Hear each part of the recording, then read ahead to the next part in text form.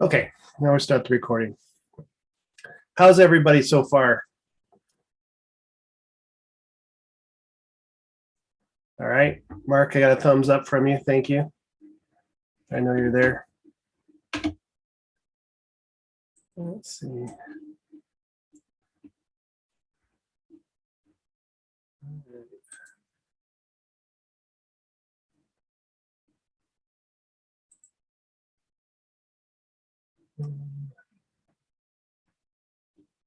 Everybody should be able to get into the synchronous meeting. Let's see.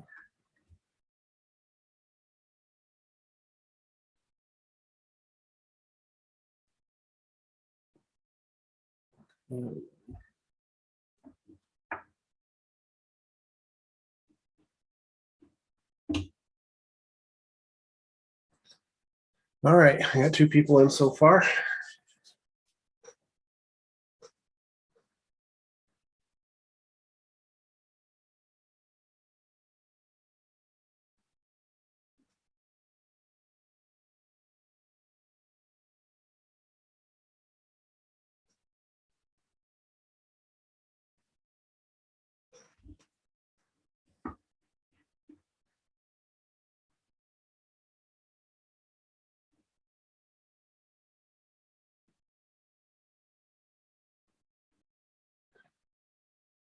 All right.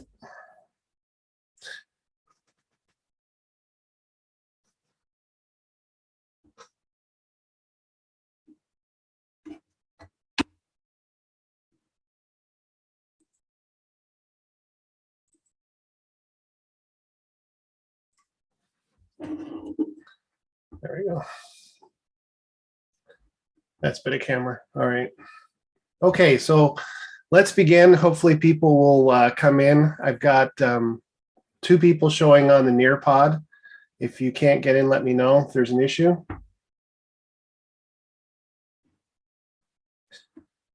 Today's kind of a fun lesson just because it's dealing with ourselves. And we're going to kind of take a good look at ourselves and how we learn.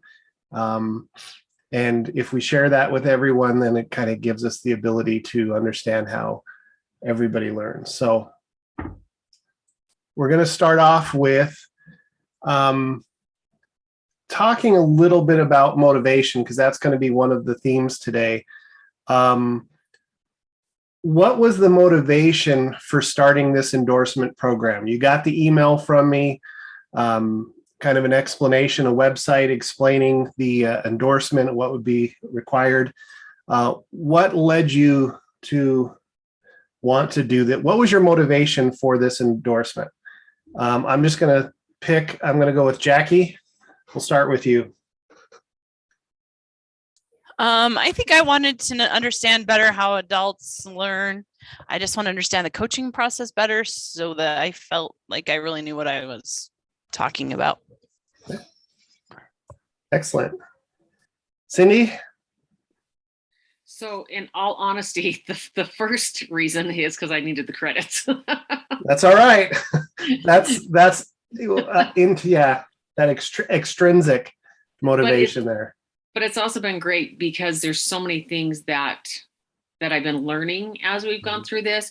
So I was initially hired as a tech coach, whatever that was supposed to be, which meant the first year I fixed computers, the second year I fixed computers. This year it's allowed me to get in and be with teachers just a little bit more. Mm-hmm. And then just a couple of weeks ago, one of the admin was talking to me about a teacher who had a really horrible evaluation. And I said, hey, how about you give me a shot and let me try to coach this teacher? Nice. And they're like, hey, actually, there's 2 more. Can we give you 3? And I'm like, yeah, just so you know, I don't know what I'm doing, but I'll give it a shot. But this class, so then I started going back through the books and, kind of back through that first course and getting some ideas and stuff. So even though I came into it with just needing the credits, I am getting a whole lot more out of it. Awesome. And hopefully this course will help you really kind of starting to understand the needs and planning for the needs of your students. But that's great. I mean, a lot of people are in that same boat. You got the job, weren't sure what it was, and now you can use what you're learning, and that's great. Tyler, how about you? So I started this endorsement in the Jordan district, Mhm. and I kind of got roped into it, not really knowing what I was signing up for, but I'm just the type of person that when a door opens and somebody says, "Hey, here's an opportunity. Do you want to be part of it?" I say, "Sure," before I really know what it is. So that's kind of how I got looped into this. And how long have you been coaching? So this is my second year, first Okay. year in the Park City School District. Last year I was in Jordan District coaching. Okay. And so after you still need the final course, right? The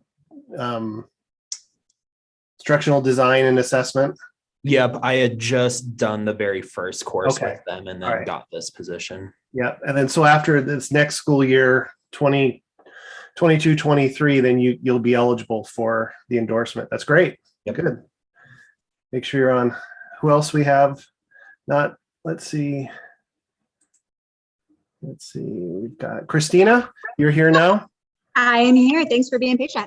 So you got the email. Why did you decide? What was your motivation in taking this course? So I am new to this position. I'm the director of teacher mentoring at our school. And it's not necessarily a new position, but it's never really been like a program at our school for coaching or for mentoring. So I'm actually enrolled in like the MAP courses with the state and with this, because I want to hear what people are doing at other schools, because we are our own district, so we're our own school. So I'm really trying to do a lot of recon to see what works in other places and then what's going to work in our kind of unique school and environment with our culture. And I thought that this course would be a good step in the right direction. Yeah, and that's perfect, because districts and schools and our charter schools and our districts, some of them are, trying to put something together. So I think you'll have a good background to do that. That's great. Thanks. Emily? I'm doing it for the credit too. This is my third year coaching, and in one of my first couple of years, I can't remember if it was the first year or second, we actually read the coaching cycle book that we read. Yeah. The impact cycle. Impact cycle. Yeah. So it was good to go back and remind myself of what I should be doing. Nice. Good. And Chris, your motivation for, where's. Sorry, I'm trying to log into the Nearpod as well. It's good to hear your voice this time, though. Yeah, exactly. My motivation is just purely money. I'm just after the money, trying to get the cheddar. No, in real life though, because we never get enough for stipends or anything. I'm interested to see how Utah is rolling this program out, how Utah does coaching. I am a coach at my school. I've been a coach at my school for a while.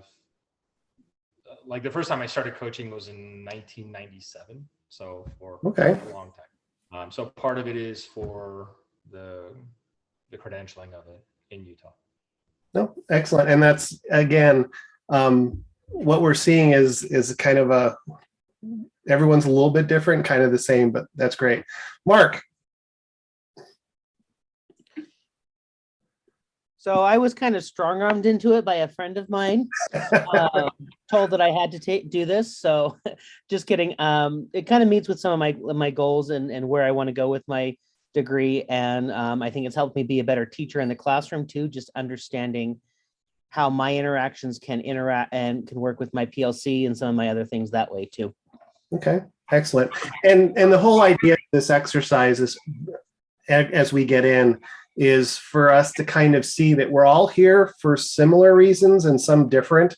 Some motivations are purely the money or the endorsement. Others is just to seeking information and clarification. And so the first assignment that we did for this module 1 was one of those assignments that hit me really hard, and hopefully it also hit you on how when you design professional development, when you design a training, a meeting, you're given so much time. The people coming in, depending on who they are, everyone comes in with different motivations. And what was so striking about the assessment that we took was how much it made you look at what you did. And I'll be the first to say it.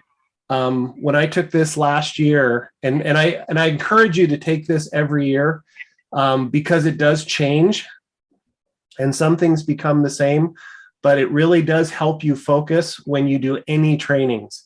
I know I was out in a charter school out in Vernal this last week on Friday, and I ended up in front of the whole faculty presenting to small groups.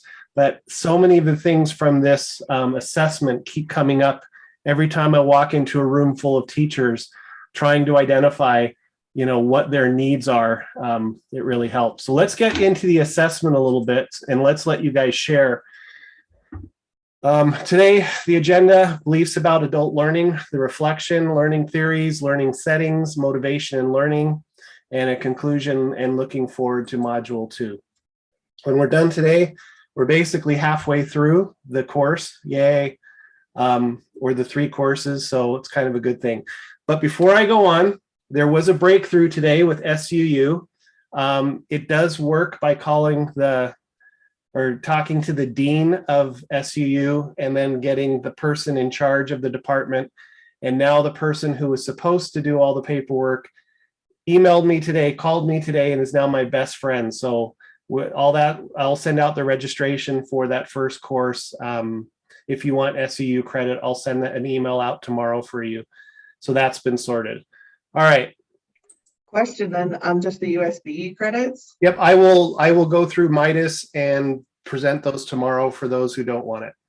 Perfect. Yep, I have the Midas instructions on my computer right now, so I'll go through and plug those in. All right, let's see. All right, so the inventory is designed to highlight your beliefs and not make judgments about your beliefs.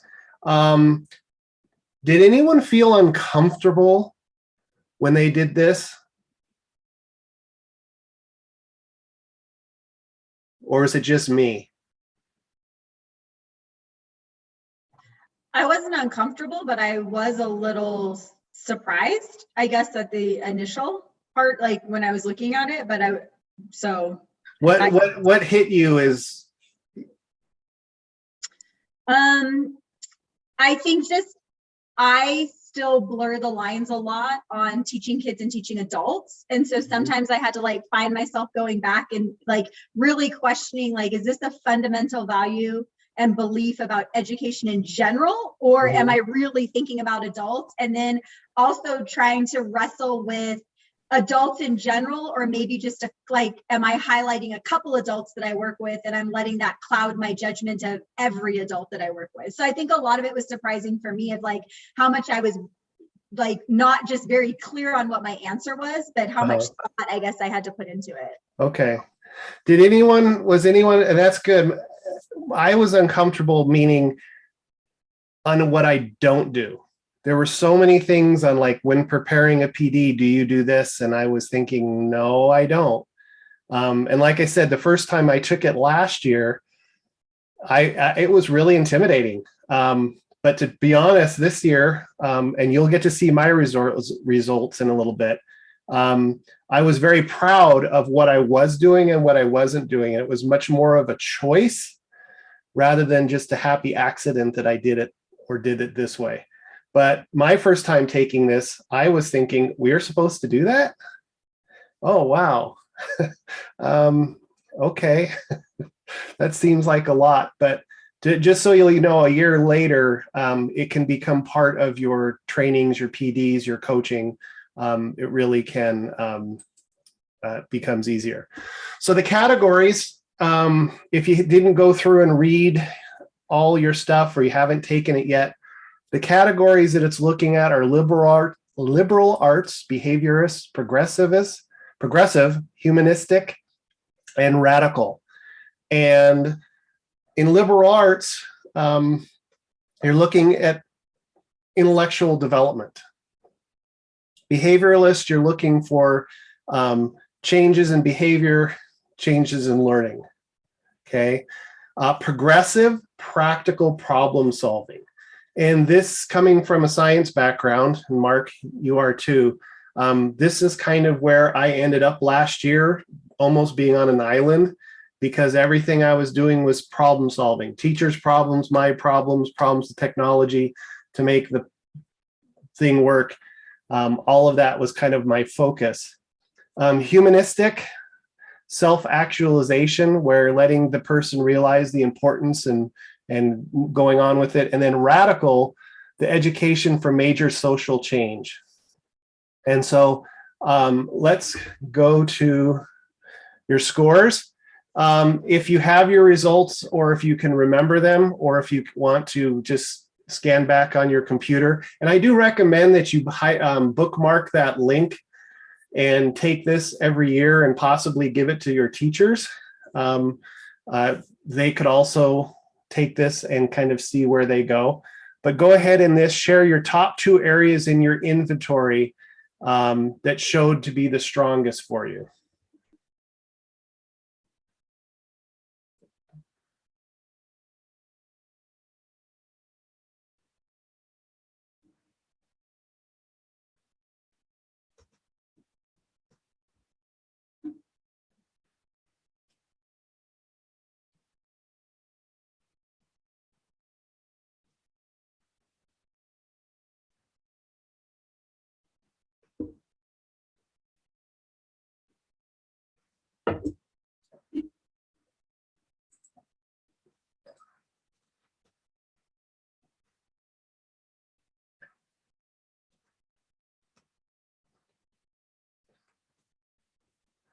So most people come out as being progressive.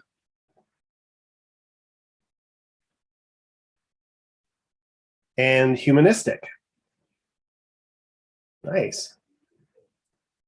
And we have a few behaviorists, few Skinners out there. We'll talk more about him in a little bit. Can we get everybody? Okay. So let's go through and let's share out some stuff and processing with the group. How did you feel about the results you saw? Choose the option that is the dominant feeling for this experience. So in just a short answer,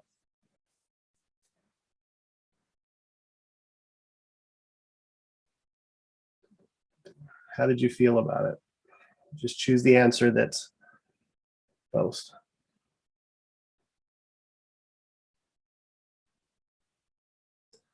Right now, validated is winning.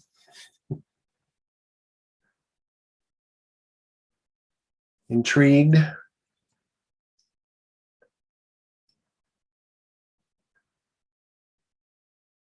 Nobody. So basically validated and intrigued. That's interesting. And that doesn't surprise me either. I know the first time I took this, it was kind of, like I said, I wasn't troubled. It was just that there were so many different things I was not factoring into my trainings and my professional development and working with teachers. So this time I got a very different result. So hopefully you will also see growth too if you take this next year. Just take it for Valentine's Day. Just put it on your calendar and email yourself the link on your calendar next year. So my results, just thought share with you. Very strong in the progressive and the behavioralist, and coming up when I came up, which is interesting because behavioralist was the dirty word in the late 90s, and you weren't allowed at universities to talk about it. Skinner was the kind of like Voldemort, the person cannot be named. That is behavioralist. And what's interesting is radical, looking at tearing down things to rebuild them. And I think practically in the situation that I'm in, because I'm not in a district, I'm not in a school, I'm kind of apolitical when I come in. that's something I would never ever think of jumping in and tearing stuff apart and redoing the curtains. So that kind of, that validates me. So I would jump on the validation on these. Okay, so from our results, this is where you guys get to chime in. Questions to discuss. What value could engaging with this inventory for someone who has hopes to be an instructional coach? So what do you think the value of this inventory was for you going forward as an instructional coach? I think for me, it's at least exploring what my kind of core values are, so that at least I can be aware that other people have a different perspective and that the teachers I'm working with have a different perspective. So if nothing else, just bringing like an increased awareness to my own thought process. Okay. Yeah, and I have to agree with you. That's what it really did for me. It just, when I'm preparing something, I start thinking about, okay, how am I doing this? What am I thinking of? What am I not thinking of? And when I make changes, am I dealing with those values? Someone else?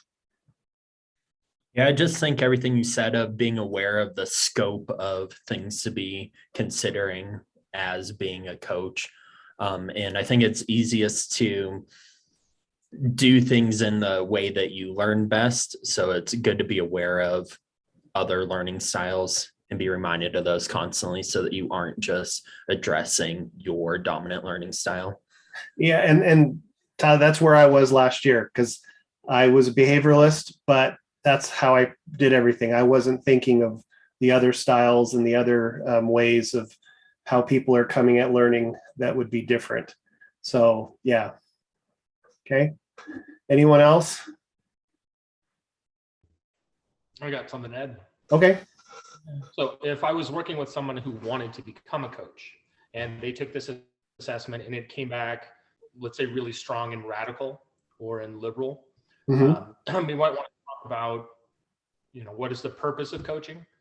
Because I think in our setting, as an educational setting, if you're working with teachers and trying to improve their craft, if you have either one of those, like as the radical, the person on the receiving end might feel pressured or overwhelmed, or if I'm coming in to change your classroom and change the way that you're thinking of the world, that's not really how most educational coaches function.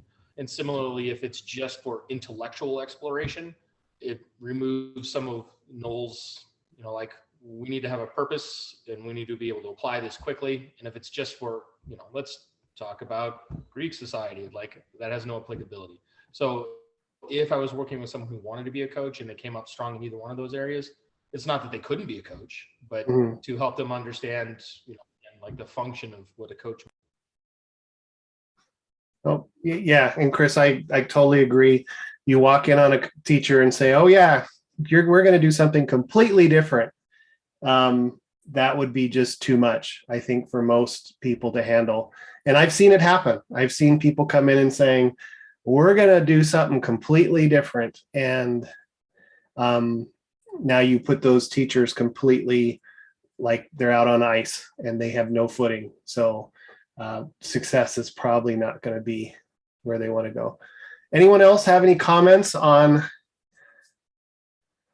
what value? Building on that, I feel like as a coach, I kind of did that to our administration, that I'm kind of radical in that sense of like, I've learned all this stuff in my mentoring and instructional coach classes, and like, I want to implement everything right now.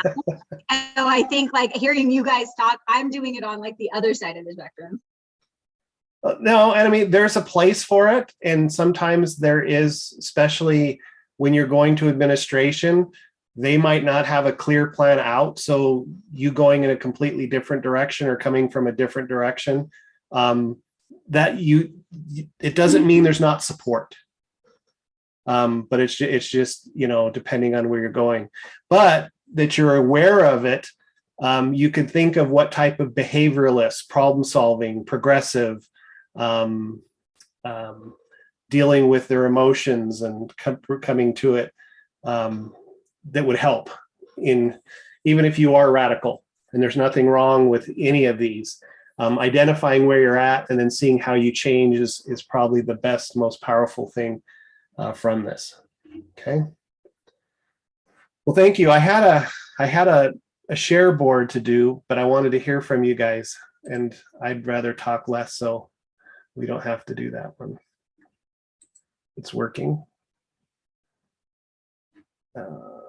Let's see. We're just going to skip that today. All right. Okay, so I did make changes and it didn't change on here. That's okay. Learning theories. So depending on when you've come through your college experience or you've come through your alternative licensing, learning theories have changed, and it's kind of like a pendulum that swings. When I came out in the 90s, the constructivism was the be all end all. This is how we teach.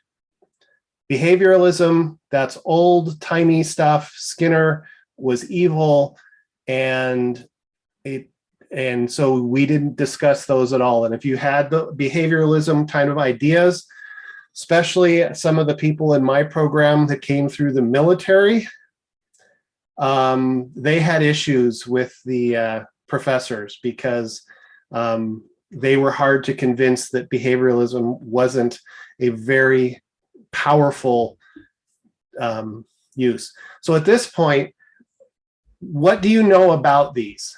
And where do you see yourself on these?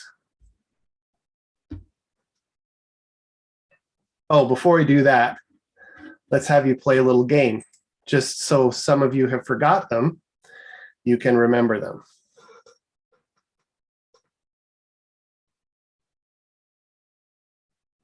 And then we'll have a discussion.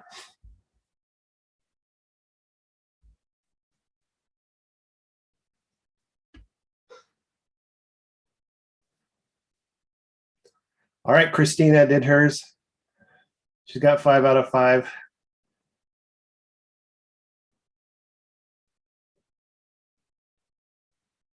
Chris, good job.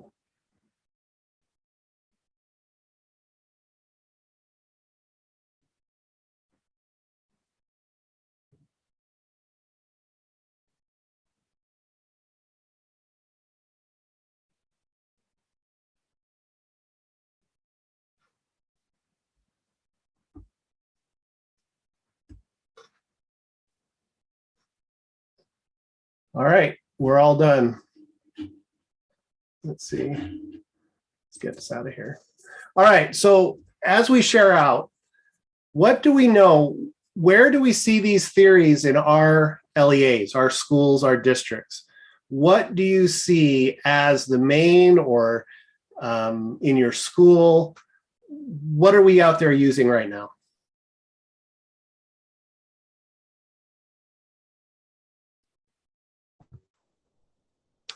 I see a lot of constructivism. Okay.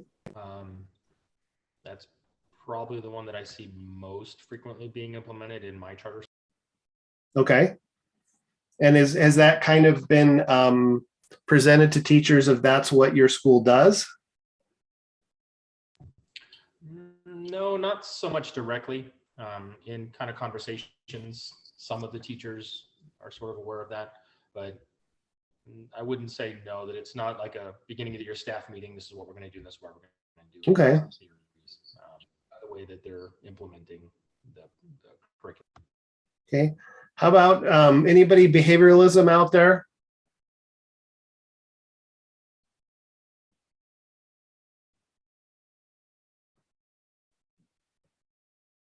We don't have the kids stand for the Pledge of Allegiance, recite stuff.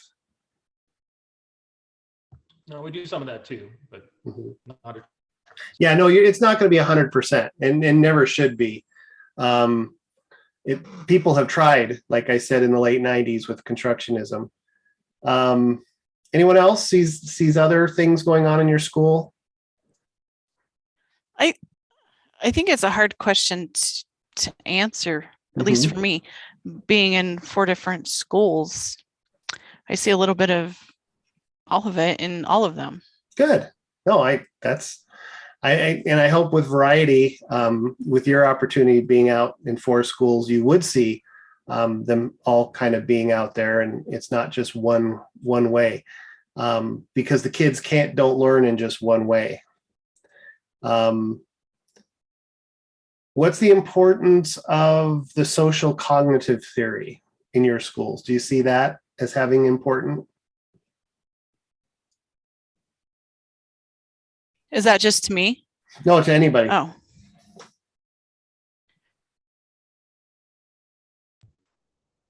So we have, we're a green school. Mm-hmm. And so a lot of the discussions that we have in that social construct revolve around that type of, thinking and action. So we have that as well.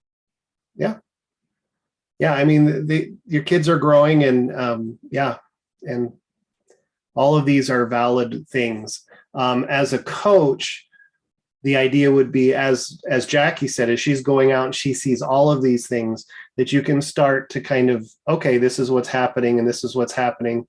And you can see that might be some of the issues if a teacher's just doing one type.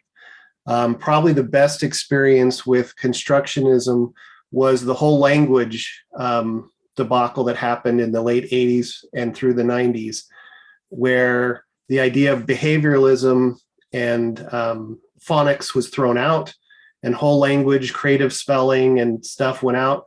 And when the kids got through with high school, they couldn't read. And there was a company called, Hooked on Phonics, that made almost $2 billion teaching behavioralistic type of reading to kids that parents were paying for. And because parents were trying to make up for what they saw as going down. So one type is not where we should be. It should be blends and appropriate. So as instructional coaches, as we go out and we observe and we see teachers, this is one of the things we can kind of say, all right, this teacher is teaching a very humanism. They're looking at where the kids are at and being reflective on themselves, which is great, but is it great for geometry? So let that hang out there for a second.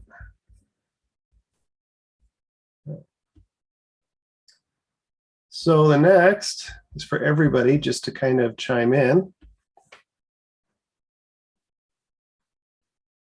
Sorry, it shouldn't be Joab School District on the question. That should be your school. Not sure why that came through that way.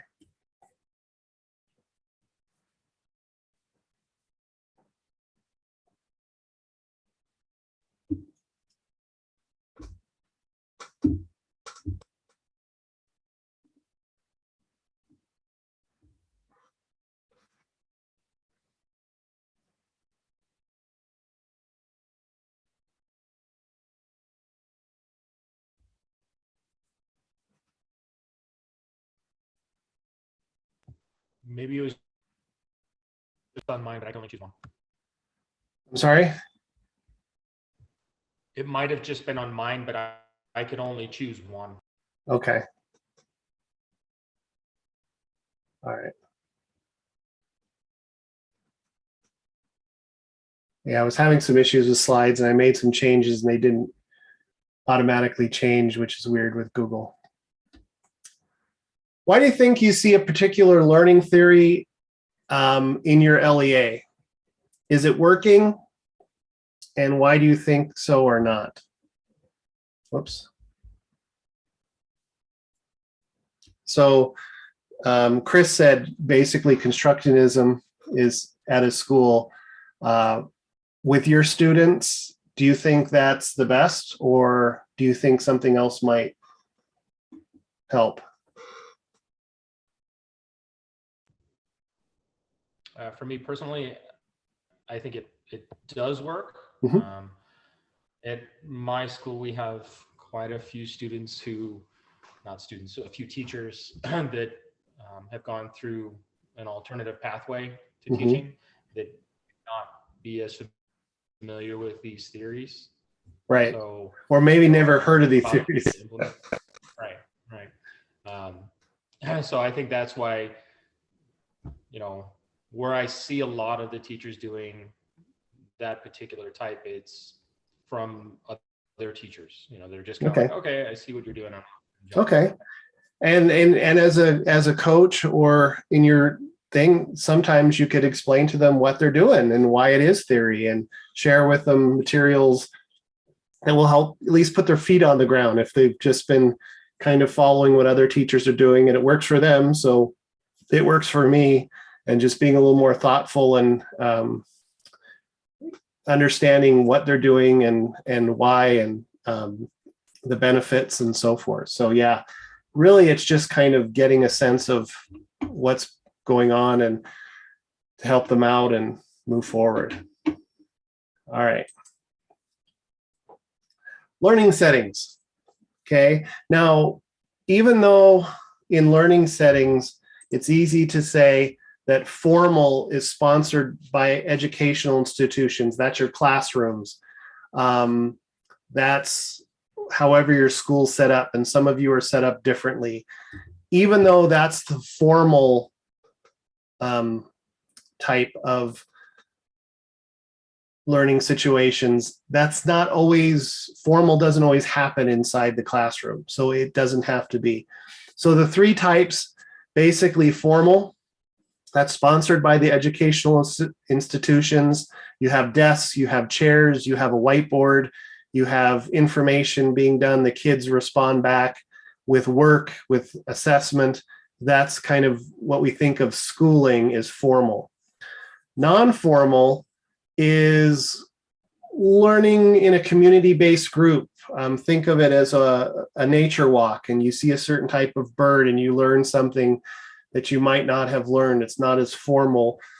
Nobody set up that bird was going to fly through the air and everyone's going to notice it and ask questions about it. It just happens.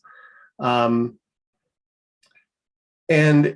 it's just to be outside or just to walk through nature, and then learning just comes of it naturally. That's kind of informal or non-formal.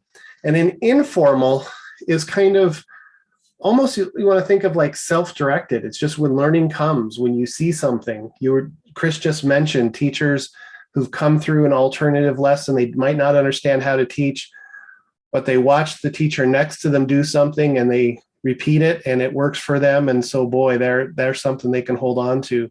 But it's just something you see that you learn from life. You watch a video on it and then decide, oh, I'm going to try it. And you might have learned some things just by watching the video before you ever try it that might lead to success or at least less failure. So again, formal in the classroom.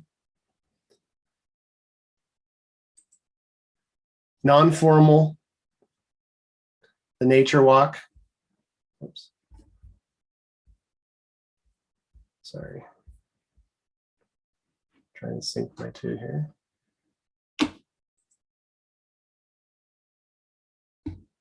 Oops. We just bumped out for some reason here. Oh, I hit next. I'm sorry. There we go.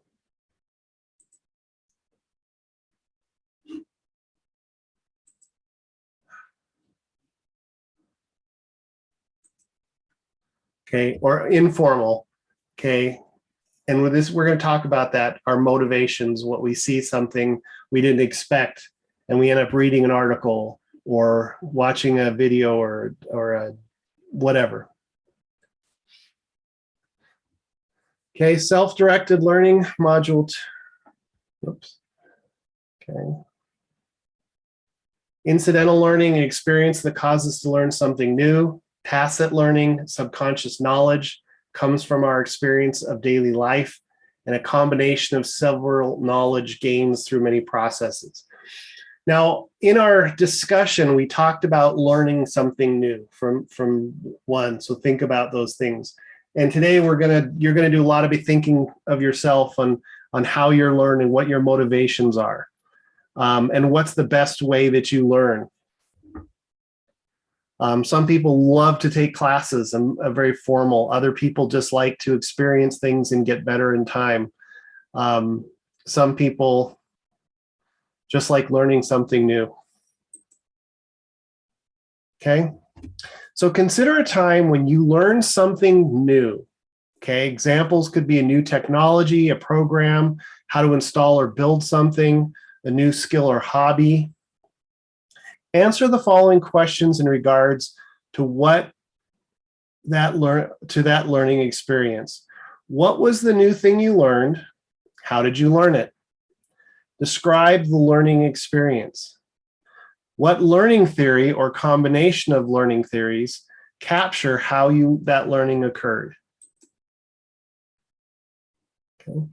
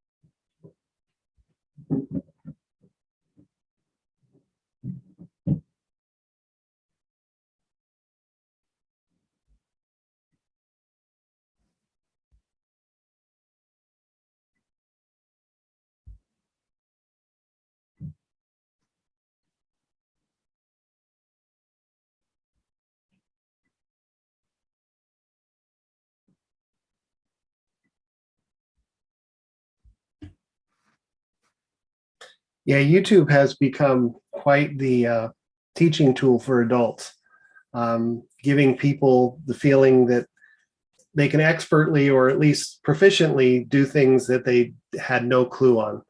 I know, Tyler, I'm dealing with a 2006 JK Jeep with my nephew, and pretty much everything has gone wrong with that Jeep. And so he's learning, as an 18-year-old, he's learning a lot about Jeeps.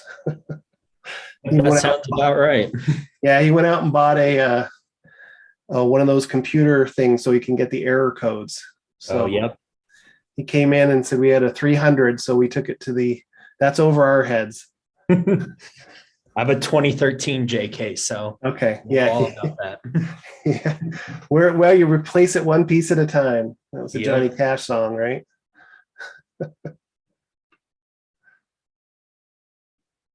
Let's see.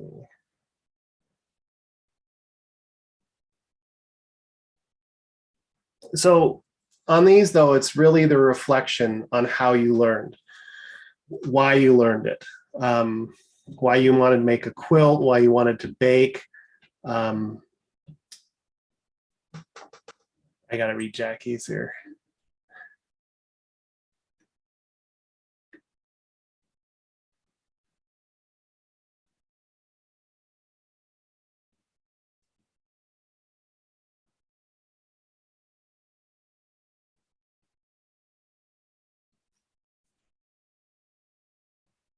Wow.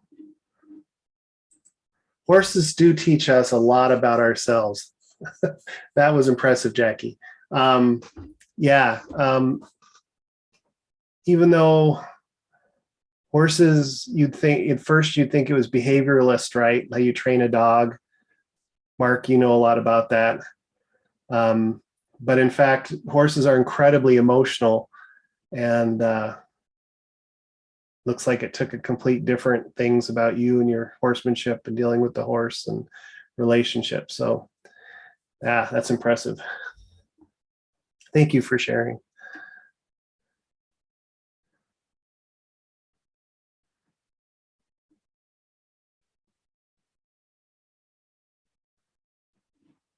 All right.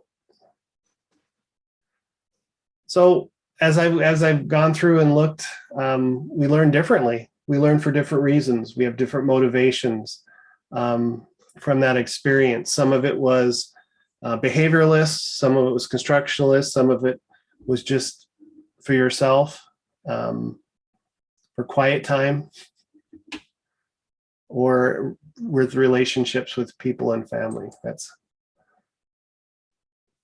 keep doing that, sorry.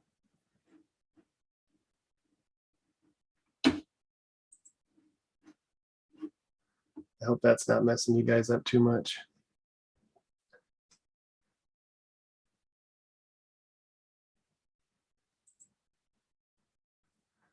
So think of the learning process you identified in the previous, we were talking about learning and what you've learned. What is your, how do you feel most comfortable learning? In a formal setting, in a non-formal setting, or an informal setting?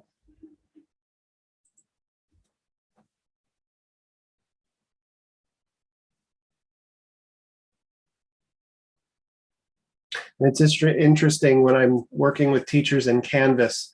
Canvas has two different ways of, in their help section. One is through videos like YouTube, and the others are just written step by step, where you push button A for step 1, and then step 2, then step 3, and they show you screenshots of what you'll be doing. And it's always interesting. It's about 50-50. Some people feel much more comfortable with give me the step-by-step instructions, and some people feel more comfortable with just show me the video and I'll figure it out. By the way, the videos still have very specific instructions. It's just people's preferences, even though kind of the same information. So most people like informal, which is interesting, because how do we do most of our PDs for our teachers?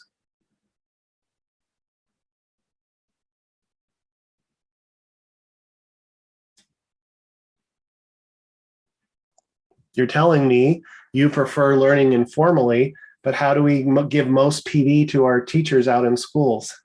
It's totally formal, but I wonder if part of it's where we are in our life. Like, I feel comfortable with all 3 types of settings, but I think at this point in my life, I don't need formal school, right? Like, I am like, I'm not taking that class, I'm taking this class because it's interesting to me, or I'm gonna go learn about this on YouTube because there's a need or it interests me now, so we're more comfortable with informal, or maybe there's more opportunities for informal learning now than there has been.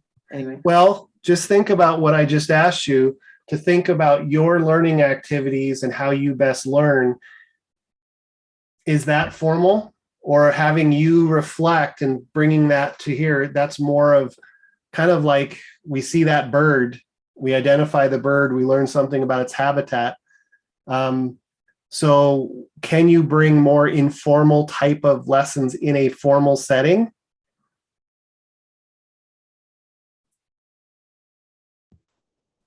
And isn't that what master teachers do? Well, you'd asked about PD, and I think PD, why it's less informal, more formal, is because there's either requirement or perceived requirement that it has to be agended, structured, and we have to, produce a list of people that attended, and this is all the topics that we talked about, either for the district, the state, even if it's just a perceived perception. Right. So I think in that particular case, versus if I was coaching a teacher, Mhm. it's probably far more informal. Right. So Yeah. the example, oh, sorry, go ahead, Jason. Yeah, no, go ahead. You're fine. The example that I was thinking of is that our school, we've been having monthly mentor meetings for our new teachers. And when we were putting together the program, I think that our vision was that they would be more of the like non-formal, that we were giving kind of a place for everybody to come, but they wouldn't be dictated. And I've been trying to let the mentors and stuff run it. And I don't think I did a good enough job communicating that, because most of them get up and do very formal presentations. Right. And so it's been this process of, like with the teachers, like, well, if I'm not teaching them anything, then they're not learning. And I'm like, no, like I want to give the mentees the opportunity to be able to learn from each other and to be able to like make this a richer, not just a presentation. And so I think for some of us, it's just kind of hard to shed what we've always done. Oh, it is. It is. And that's one of the things that if you've ever sat and watched a master teacher teach, even though they're going through the steps and going from A to B to C where they want to go, the students don't even know. They don't know. They seem like it's just magic. They go. And the same thing with adults. If you ask the teachers you're teaching to explain what they're doing in their classroom, and then those problems come up, and then you work on those problems, and all of a sudden a very formal situation turns into very informal. And now you're playing to the strengths of your teachers, because they're more willing to learn and they feel more comfortable in that informal setting. So you're absolutely right.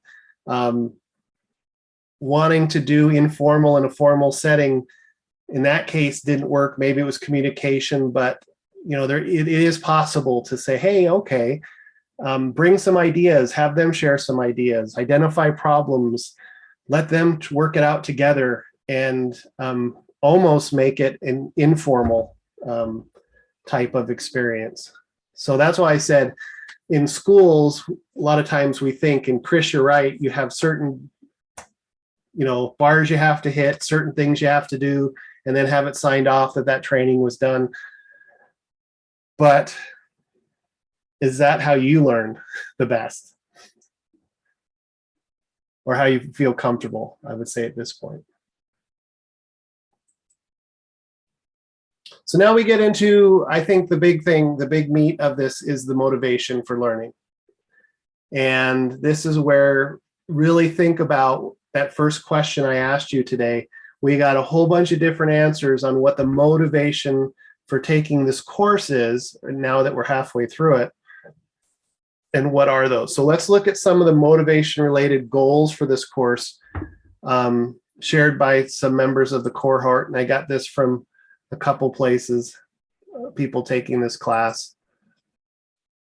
I hope to be able to learn on how to structure my trainings so that they are both engaging and geared toward adults with really relevant information. Right now, I feel like I rely on fun to keep them engaged, rather than really making things applicable, and that I want to balance that more.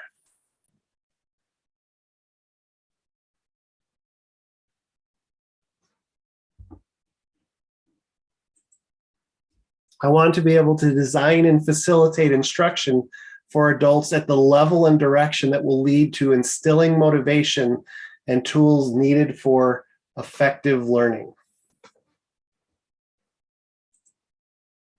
I would like to know how best to engage adult learners, especially those that have been asked to attend the PD rather than choosing it out of their own accord. And the types of motivations: intrinsic motivation and extrinsic motivation.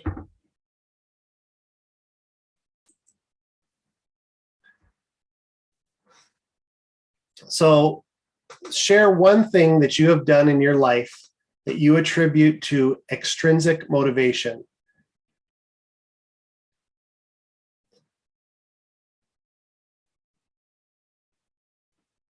And there's a picture of a carrot and a stick.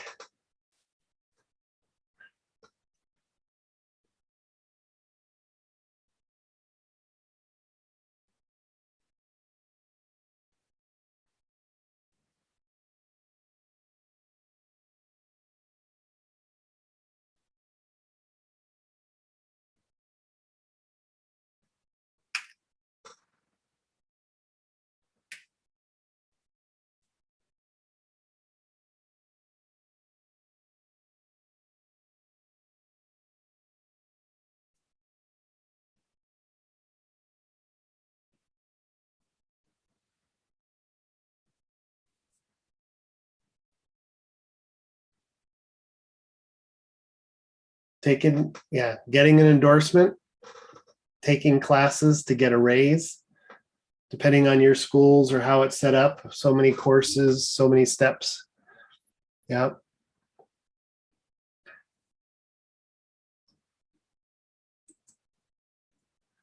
Okay, Chris, I think you win jumping out of planes.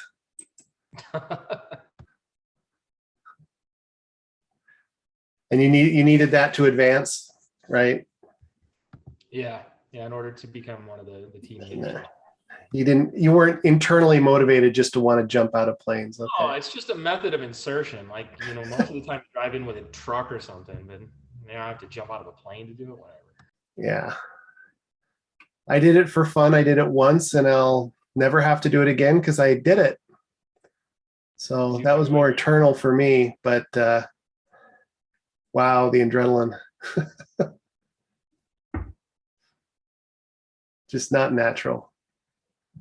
Jumping out of a perfectly good airplane. Really not. Oh, Mark.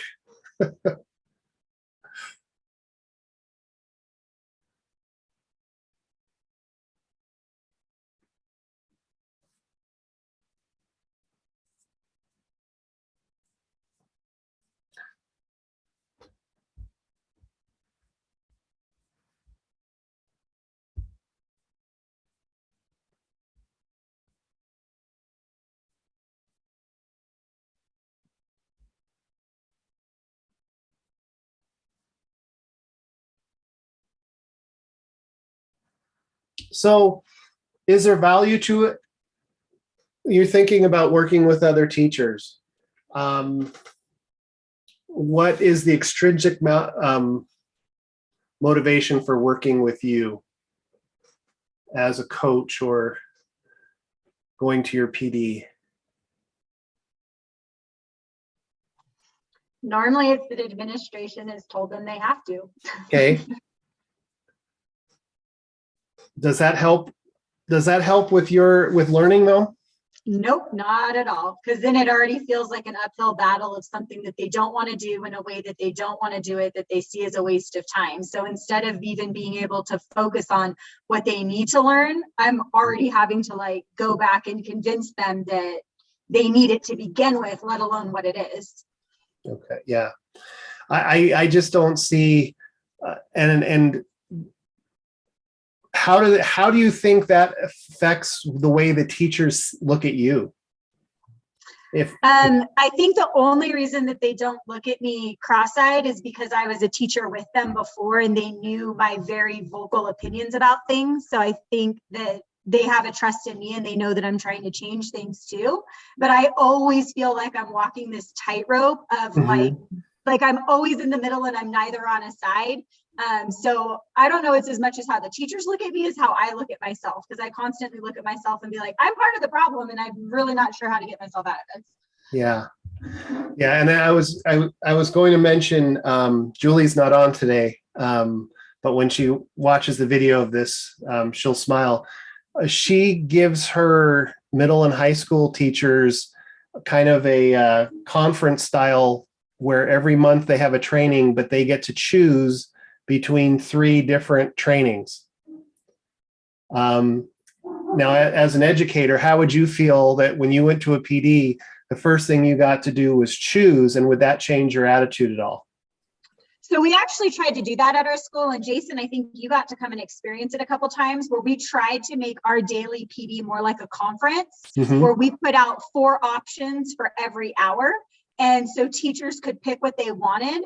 And the feedback we got from teachers was overwhelmingly that they loved it. And there was always still like 1 hour that maybe we all had to do together, or there was things that were required just because we needed to check off other boxes. But then I think with everything with COVID and then just logistics, I'm not in charge of our PD committee anymore, and it completely went away. And the teachers are like, oh, now we're back to all just sitting in a room again together. So it's like in the short term, it was great. But now that teachers have had that, a lot of teachers are like, wow, now I really hate PD even more. Yeah. And you did mention something that they had 3 choices, and over 3 months, they will have gone to every PD. But for some reason, they just really seem to like it. But now that they take it away, now that they know what they don't have, now I could see how that gets even worse. Absolutely. So there's things out there we can do to kind of cause that extrinsic motivation, is where they have to be there. And then I have some schools, they don't have to be there. In an entire district, 4 people show up. And but those 4 people who show up all really want to be there, which is great.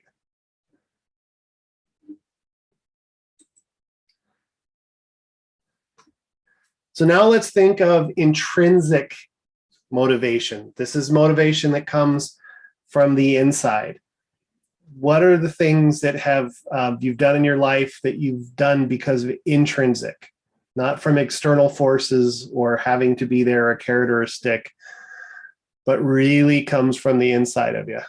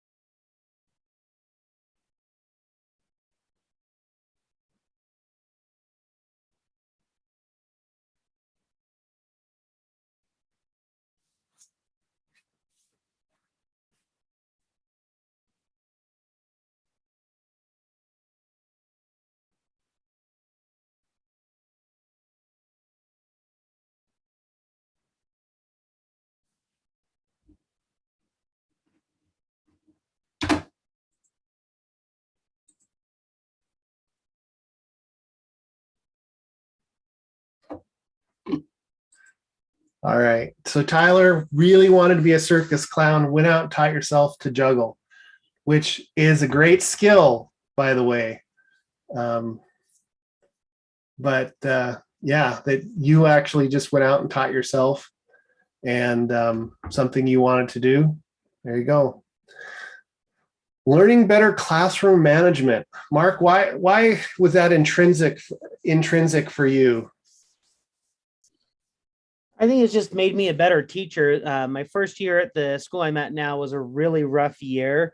That I think, I had a lot going on in my life, and just everything kind of went to pot, and the kids were awful. Mm-hmm. And so it helped motivate me to be a better teacher. I needed to learn some of those skills, and yeah, it's worked out. I've had good classes since. So. And you said cooking, but earlier you said baking. Cooking and baking are completely different things. I know they are, and I do both. So good for you. Cooking is a little bit too much like chemistry. Yeah, that's why I teach science. Cindy, so you just wanted to learn more about family history, so that was just something. Yeah, so I generally go to Roots Tech, and I actually take personal days and spend 3 or 4 days sitting through classes all day, learning different research techniques. All right. And Jackie, Canvas. Because COVID was just so much fun. Well, I actually did it before COVID. I was like 2 years, maybe 3 ahead of the game. Anyway, I just thought it intrigued me. I don't know. I couldn't think of what to put. That's fine. And Emily, you just learned to play one song on the piano? No, but like I know how to play the piano because my mom made me. There was extrinsic, but like if there's a certain song I want to learn how to play, Oh, nice. do it for me, not because I have to. So using the skills that were extrinsic to really do it the way you want to do it. That's intrinsic. Very good. Christina, it's like same as Mark, just becoming a better teacher because of the effect on your students and their families. Absolutely. And Chris, Even what to do you? the point, oh, No, go ahead. even to the point where I took a couple years off from teaching, and all I did, I felt like, was constant PD because it was just like in my blood to want to be a better teacher, even when I wasn't teaching. That's interesting. That then the intrinsic kept you going, and so when you came back, you were ready. And Chris, what are you coding in? So I learned HTML5, CSS, JavaScript, some of C++, and then the one that I use with my students is actually for interactive fiction. So it's choose your own adventure. So it's some HTML5 stuff in there, and then some proprietary stuff for the program. Nice. But you saw it having value to your class and your students, and just to me, I was just curious how it worked. So nice. Jumped right in. All right, I'll have to share some stuff with you next time I come out. Cool. There's a free program that you can play with. All right, let's see. So I did it again, sorry. The next thing we come to,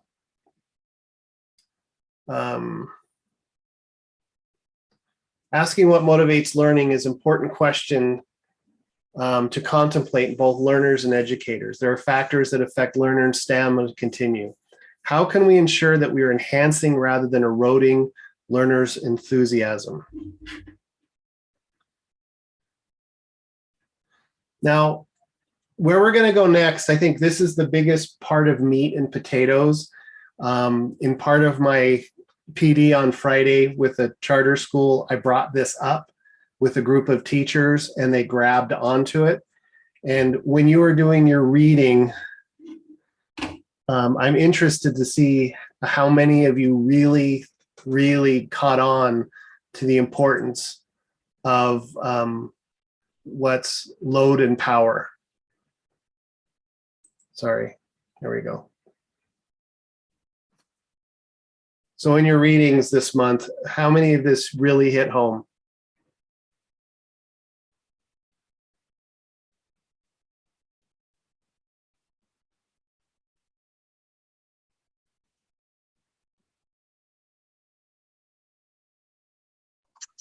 This is definitely true in our school, especially this year with having letters and everything else. I think we've just heard so much from teachers like, I don't have time. Like there's all this, I don't have time. So the load has definitely exceeded the power. Thank you, Christina. You exploded just the way that came out in every school right now this year with letters, with all the different things that they're trying to get done and the things they're not doing because they're not done. Everybody is really dealing with this. And a lot of teachers, if they understand this concept, this really helps them deal with where they're at right now. And the understanding of what load is, the self and societal demands on the learner. What's the learner? What do they have to know? What do you have to do as a teacher? What are your expectations and all your commitments and everything that you've done? And then power is how much do you have in the tank to do? So what happens if you have a really heavy load, but don't have a lot of power?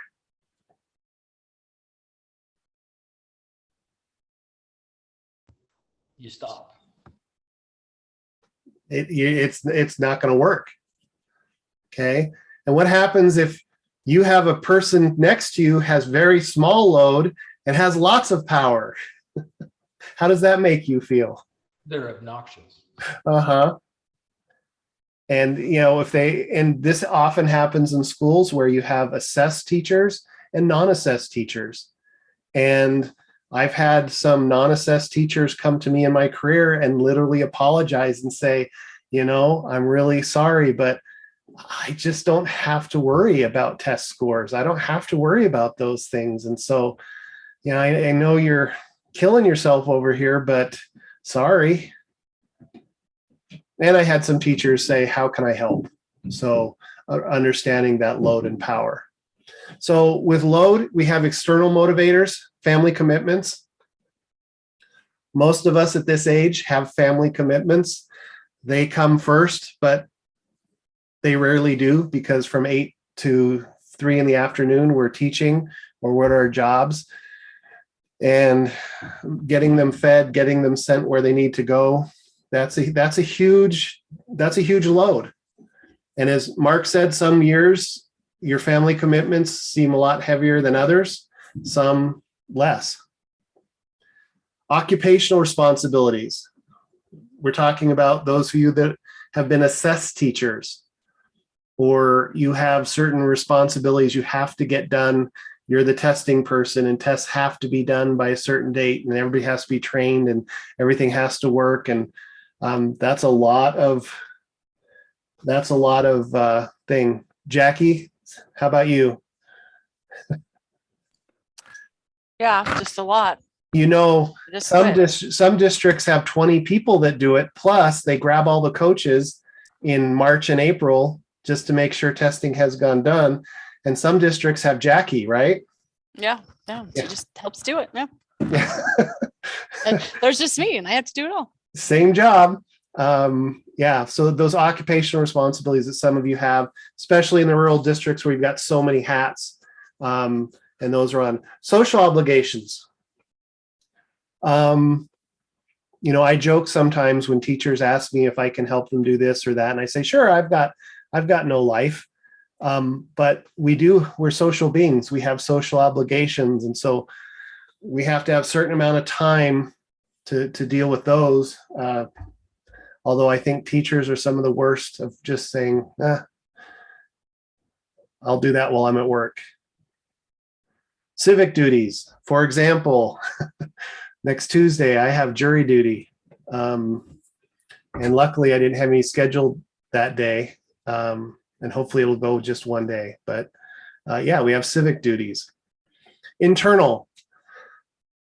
As teachers, as adults, as professionals in education, we have some of the highest expectations on ourselves, because it's not just us succeeding, it's our teachers, our students, our schools, our families. We have very high expectations on ourselves. We'll fall on the sword where in other professions, hey, it's not my fault. But definitely for us, we have high ideals. I don't think anyone comes into education without being an idealist. Doesn't last very long for what we have to deal with, but most people come into education with very high ideals. Immediately we set goals, and those goals are things that we want to meet, what our expectations are of our students and what they're going to learn, or their test scores. We set those goals, and if we don't reach them, it's painful. Our values, we're what we try to demonstrate to those around us, trying to be an example all the time. That's a load that intrinsically we put it on ourselves. And our attitudes. Okay. And then with power, the learner's resources to cope, external things are physical health. Those of you who've been sick or had people sick around you, it's tough. It's tough. It drains your own physical health, even dealing with people that aren't family members and so forth. Economic wealth. I joke, and many of you have the same, I chose the vow of poverty to go into teaching. And so I've had just a list of really cool second jobs to afford my teaching habit, because I wasn't wealthy. And when I started with the Granite District, it was $23,000 a year for 3 years. And if you were still around in 3 years, then you got a little bit of a raise. So that does affect, how much you got in your tank, how much power you have. Your social abilities. Some of us are shy. Some of us are introverts. Some of us are extroverts. How that is in the classroom and what shows up. Our social contacts, friends, people that can help us in our situations. And our internal skills and experiences. How resilient are we? Where are our coping skills and our personality? How are we able to shake stuff off or not shake stuff off or take things personally? So when the load exceeds the power, we get low motivation. When there's enough power to support the load, we get high motivation. Now, where are you guys at? You don't have to share examples, but as Christina was saying, right now needs a little bit more power because the load is pretty hectic coming out of COVID and dealing with things like letters that were thrown out most of our schools right at the end or right at the beginning of school. Not a lot of stuff to back it up, trying to figure it out as we go. And that's not a great way to start a year. Where are we at with load and power?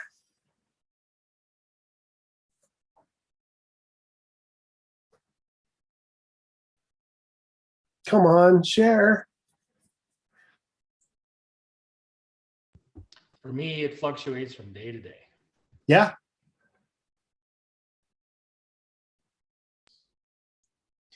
Yeah, I think it depends on the situation. Sorry.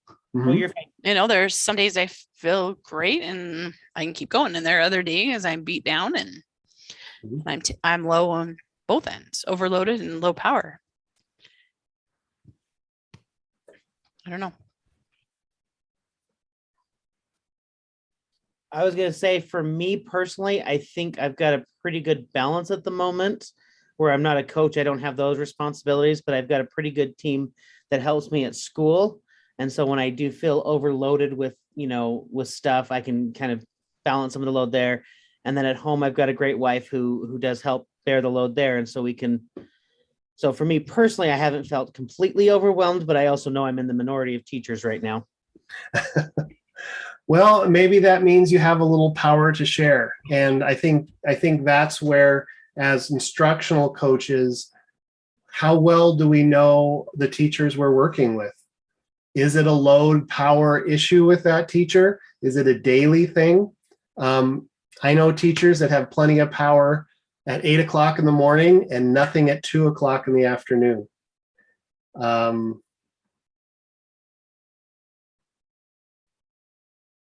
How do you think this? How do you think this affects how when you go in and work with your teachers? As what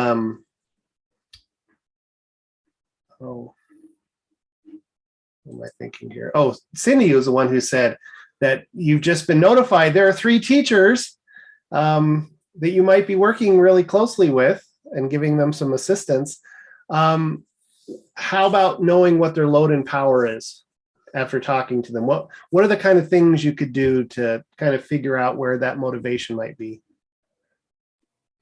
Well, I met with my first one today, and it was interesting because we were going to meet yesterday, and I said, you know what, after Valentine's parties, it's probably not the best time to sit down and evaluate. What? You guys didn't have Valentine's Day off? No, we did Valentine's Day parties. So I think a lot of times it's looking at their load, and even when it comes time to, sit down and even have meetings with them, you got to be aware of what's going on. Parent teacher conference is coming up, this and that. I think you have to be sensitive to that so that they're more receptive to what you have to say. Right. And when you are in those meetings, things that you say or things that they reflect on could immediately increase their load, their expectations of their self, or, they're like realizing, oh, I'm not succeeding. And I know I was in a meeting with a teacher who basically we were sitting with a bunch of teachers and talking about how the year was going. And they just said, well, next year I'm not going to be a teacher. And because I'm a complete failure and I'm, their internal load just exploded and we were all just really trying to figure it out. And when we realized that this teacher had been given 4 of the 5 worst kids in the school in one class, and it was just destroying this teacher's confidence, that other teachers were able to jump in and say, you know what, I'll take Bobby first period and I'll take Johnny third period and we'll separate them out. And that teacher's still teaching. So that's where teachers immediately were able to jump in and say, oh, wait a minute here,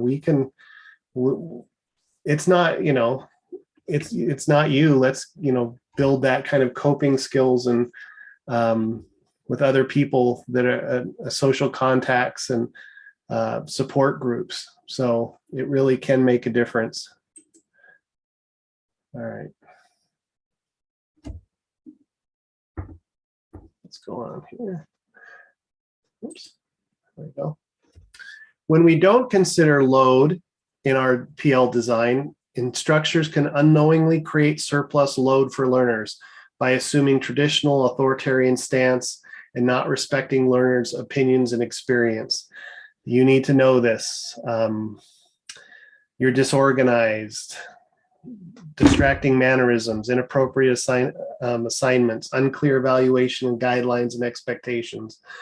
All of these can dump the load onto teachers, and you can go where they had enough power and now they don't.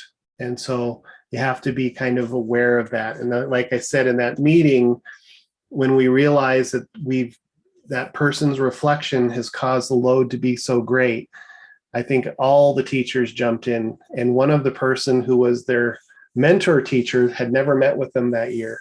And that person swore, I will meet with you twice a week for the rest of the year. And we're able to salvage that teacher's decision to leave teaching. So yeah, you have to be aware of that. So what helps you to reduce your load and supports you to get enough power when you're working with other adults to get through the day? What is it that helps you personally,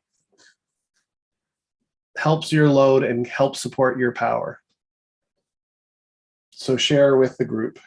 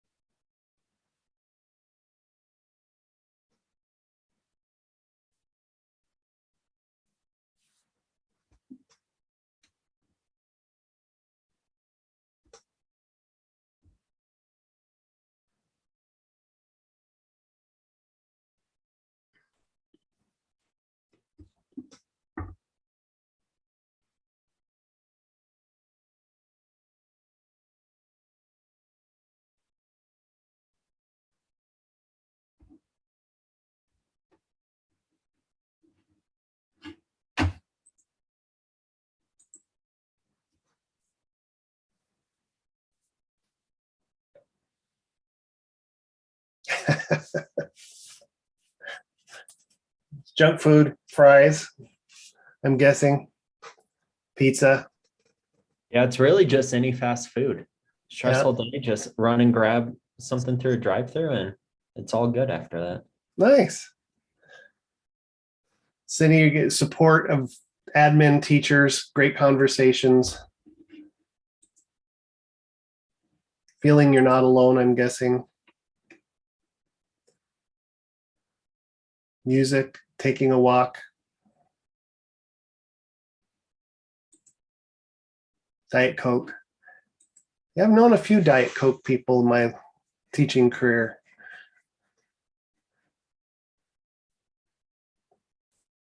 Giving yourself time, setting boundaries.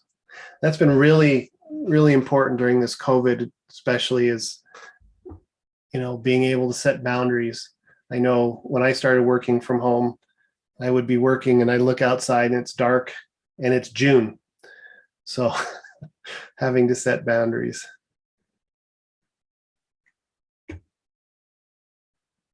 Chris, meditation. Yeah, my wife tries to get me to do that.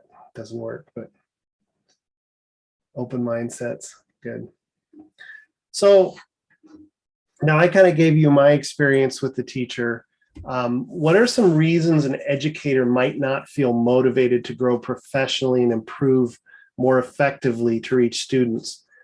How could you use coaching to address their power load relationship? Jason, I am all over this one because this is something I've been thinking about all year. Okay, take it, Christina. So as Chris said, at our school, we have quite a few teachers that did alternative licensure, and they don't have a lot of the background or basic skill. And so it hasn't just been, to me, like coaching and mentoring, but also giving them like basic instruction and like teacher 101. And so then with them doing that and it being COVID, they really don't have the baseline. Like a lot of our teachers at least had a foundation to build upon, and they didn't. And so I think it's kind of a two-part thing.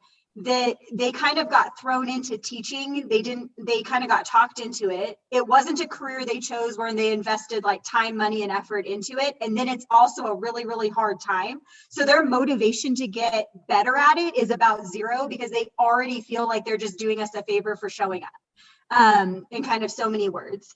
And so with coaching, it's trying to really get them to understand that by having this foundation and by having better classroom management, by having better lessons, by having better assessment tools, you actually are going to end up spending less time on the things that are stressing you out and trying to get them to understand that like you're not alone. You don't have to reinvent the wheel. You don't have to discover teaching for yourself. There's lots of resources out there. And so it's like they're putting their time and effort into stressing about things they don't know instead of learning how to do it better. So it's trying to show them that your load will decrease if you can find just a little bit of power to learn this. Okay.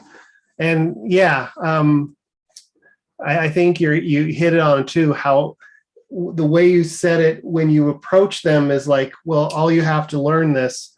And they're like, I don't even want to be here. I've got no motivation whatsoever. But giving them that insight of just using a little bit of power will loosen your load. And then you can keep doing that. And the more power you get, the lighter your load becomes. So yeah, you're in a situation that's tough. Usually you go to a school and that's out of a group of 20 teachers, that's maybe one or two. Sounds like your school's a little higher percentage. Yeah, we have 7, I think, and out of 20 teachers. So it's a lot. Yeah, and you have to be careful because they will feed on themselves. That they also do. Yeah, you keep them separated. You and Chris keep them separated. But yeah, I think that's great insight on, when you're dealing with a group that have low motivation, how hard it is. And even if it's just something real simple as just give them a little power to do this and look how this improves, not reinventing the wheel, but to do some of these things, they do have to use power instead of just, it's too much. And I didn't sign up for this. Anyone else with great insights? May I add something? Yes, absolutely. So one of the things, I don't know if this is great insight, so maybe I should start with Okay. that. But one of the things that I found over the years, whether a coach or mentor or quasi role in between there, for many novice teachers, I'm sure we've all seen the graph that's like at the beginning of the year, you're excited and you're engaged and happy, and then the honeymoon is over and reality kind of sets in, and so your motivation, your excitement, your enjoyment of the job drops off. So like November, December, it's kind of tanking, and then it starts to pick back up a little bit. So by the end of the year, you're once again excited.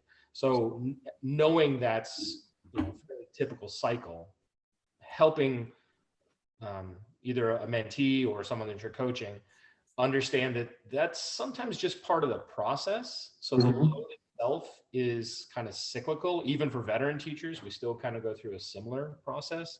So knowing that it's going to occur, I guess in a way it's kind of like if you're pregnant, you know at some point you're going to give birth. And so knowing that it's coming, it's going to be a trying time, and you have people that can support you during that time. It's similar to that, yeah, this is going to be a tough time. So November is going to be hard. March is going to be hard, usually because there's no vacations. So yeah, just at 5 weeks in March. Yep. Exactly. Yeah. I think it's like 17 actually. Yeah. But knowing that it's coming can help, possibly shift their mindset a little bit, that the load appears to be increasing and their power isn't, but this is normal. This is typical. And this is how we can get through it. And it is so cyclical. And even for, I think the most powerful thing when that teacher who is struggling, the mentor teacher basically admitted, I have those same kids in my class and I'm not reaching them and I'm not being successful either. And I'm a 25-year-old teacher. When that teacher saw them, it's like, oh, maybe it's not me. So absolutely, by letting them kind of get a sense that it's normal and it's cyclical. And I think some of the best advice, one of the best pieces of advice I got as a first-year teacher was my mentor teacher said, at the end of the year, if you finish the year and your nose is just above water, so you're just close to drowning, you did an amazing job. Rather than coming out thinking, everything smells great, everything was awesome, my kids learned, it was a struggle, I got beat up and I just survived. And that's exactly where I should be. And that's where successful people are. So yeah, it's getting that out to those teachers is really important. And I think COVID just heightened some of the last couple of years, heightened those cycles to be more extreme, but still they followed pretty much the same cycles. As a coach going out to schools, there were times of the year I couldn't do anything. I had principals tell me go talk to the art teacher and leave everybody else alone, or they just had a meeting and they learned something that they were going to have to do this year and nobody was in the mood. Nobody had the power to do anything today. So come back next month. So yeah. All right, well, let's look forward to this next month. We have 3 chapters of reading, self-directed experience and motivation. There's a Nearpod that you'll go through for each one. That same thing we did before. The discussion you'll have together is on self-efficacy. And then the application assignment's pretty cool. You're going to have to learn something. And as we go through it, and I'll go through that in just a second here. Okay, so the individual change product, learning something new. This is something that should take 1 or 2 weeks. It is something you haven't done, so no baking, Mark, and can't do anything with your horses, Jackie. This is something you have to do. Examples, learning a new technology tool, learn a new exercise routine, how to fix or build something that you haven't broken and fixed before. How to implement a motivational strategy from chapter 8. You'll see that in chapter 8. Learn how to cook a new meal or cuisine. I watched a YouTube today on cannolis. I'm going to make cannolis. Oh my goodness. But I have to go out and get the little tubes to make them. Let's see. Learn a language. Okay, you can't do that in 1 to 2 weeks. At least, you can get the free version of Rosetta Stone or something. Learn calligraphy. Learn to play a song, a musical instrument that you don't know how to play. And the idea is, at your age now, this is different than what we've done but just find something and try to learn to do it in 1 to 2 weeks. And of course, it takes thousands of hours to become proficient in anything. So the expectations are you're not going to be master of your new domain, but give it a go. And in the assignment and reflection on that assignment on what you learned for learning something new. Any questions on that?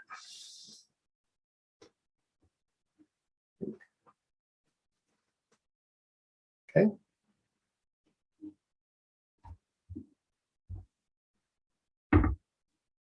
I might could argue that I could learn something to teach my horse. Okay. All right. Okay. So, and I think Christina mentioned this,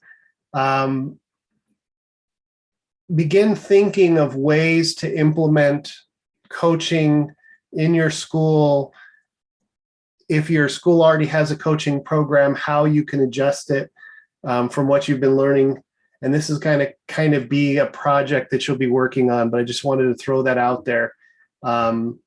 Even if your school district or your school already has a very, structured coaching model, which most of yours doesn't, so this doesn't apply, but how you can, or what kind of changes you'd like to make in your LEA while you're looking at coaching. I'm just going to throw that out there to begin to start to stew to see where we can go. All right. Any questions? I have a quick question. Yep. Does next